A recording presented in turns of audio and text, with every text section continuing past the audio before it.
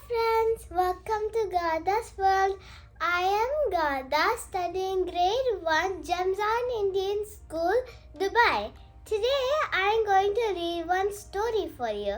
The name of the story is Little Red Riding Hood, illustrated by Susan Spellman. Let's read the book.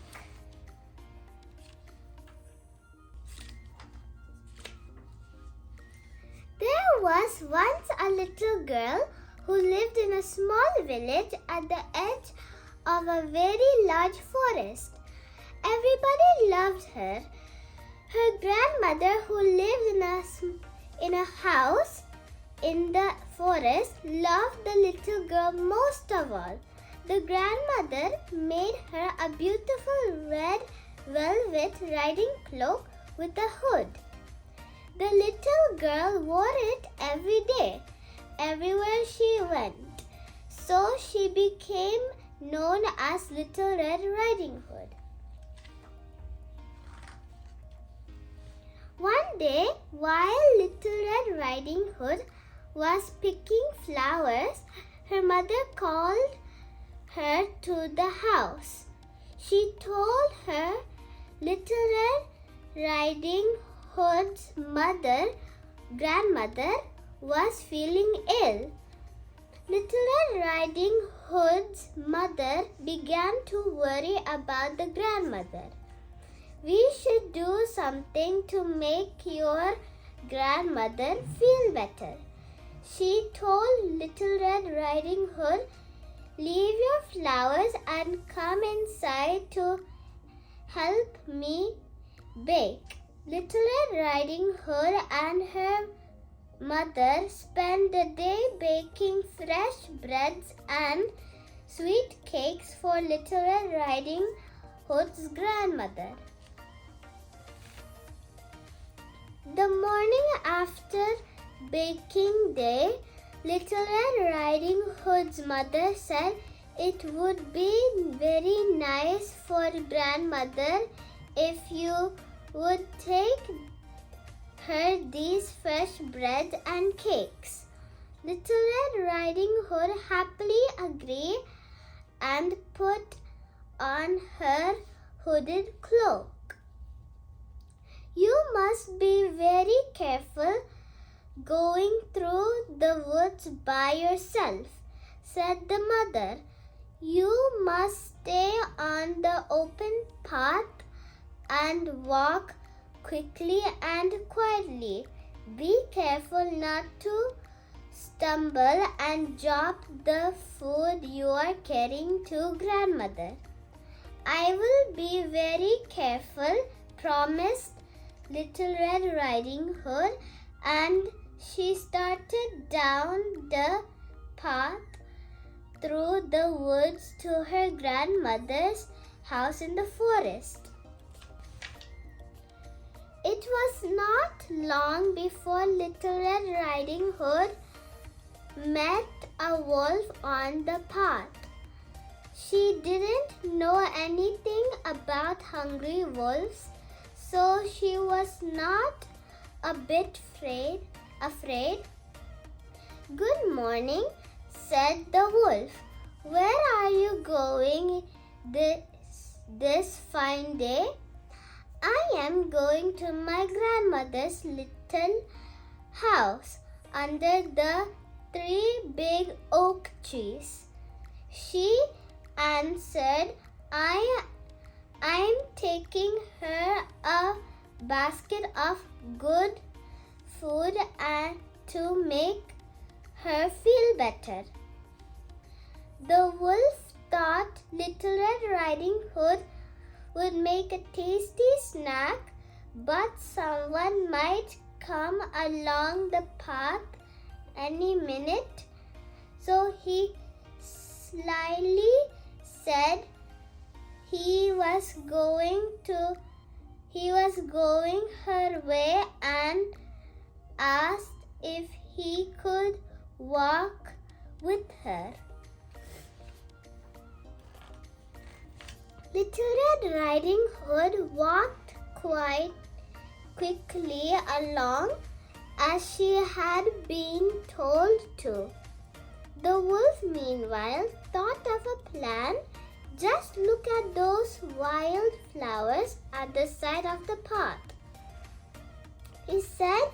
Wouldn't it do your grandmother good to have a bouquet of pretty flowers? The girl looked around her and saw the sunlight dancing on the flowers. Surely it couldn't hurt to take just one step off the path to pick a flower for grandmother. But one path of flowers led to another, and soon Little Red Riding Hood had gone far from the path. She didn't notice that the wolf was no longer waiting for her. The tricky wolf had gone on ahead to grandmother's. Once there, he knocked on the door. Who's there? She called. The sly wolf answered in a high voice. It is Little Red Riding Hood. I have brought you a basket of goodies. Lift the latch, child, said the grandmother. I cannot get out of bed. The wolf lifted the latch, leaped in, and frightened grandmother right out of bed. She ran to the cupboard and locked herself inside. The wolf then found grandmother's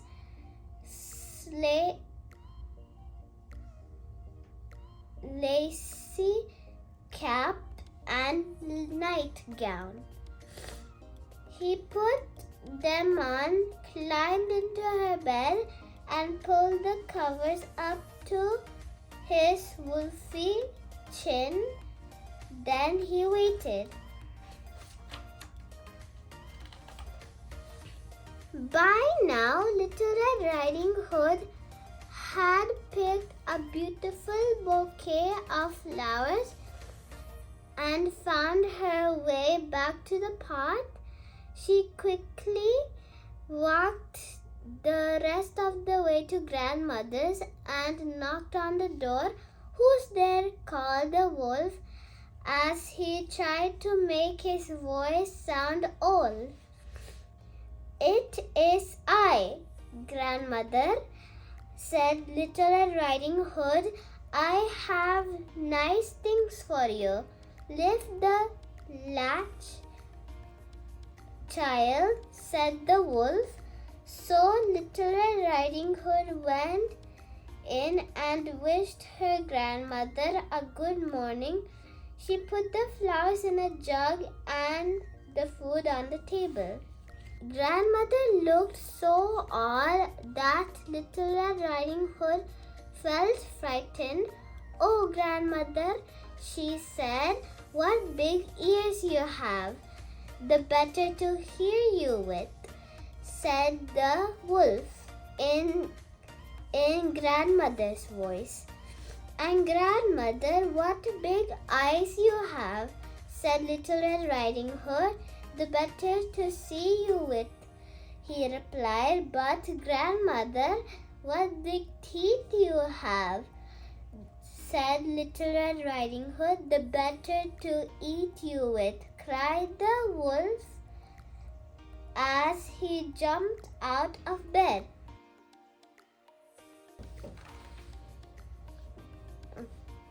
As the wolf chased Little Red Riding Hood around and around the room, he tripped on the hem of grandmother's long nightgown. Despite his clumsiness, the wolf just about trapped Little Red Riding Hood in a corner, but as good luck would have it, that was the corner where grandmother was hiding in the cupboard. At that right moment, grandmother flung the cupboard door open with all her might and knocked the wolf off his feet. That gave Little Red Riding Hood a chance to run out the door and away from the house. "Help! Help! The wolf is after me!" shouted Little Red Riding Hood. As Little Red Riding Hood ran down the path crying for help, a hunter heard her calls. He had been tracking this mischievous wolf for days and had noticed the paw prints on the path leading to grandmother's house. As the angry wolf dashed out of the house after Little Red Riding Hood, the hunter took aim with his rifle. He fired one shot and the wolf fell dead. At that, Little Red Riding Hood turned right around and ran back into the house to look for grandmother inside. She found her leaning shakily against the cupboard. Grandmother and Little Red Riding Hood invited the hunter to thank him. They sat down to enjoy some baked goodies, and soon grandmother felt much better.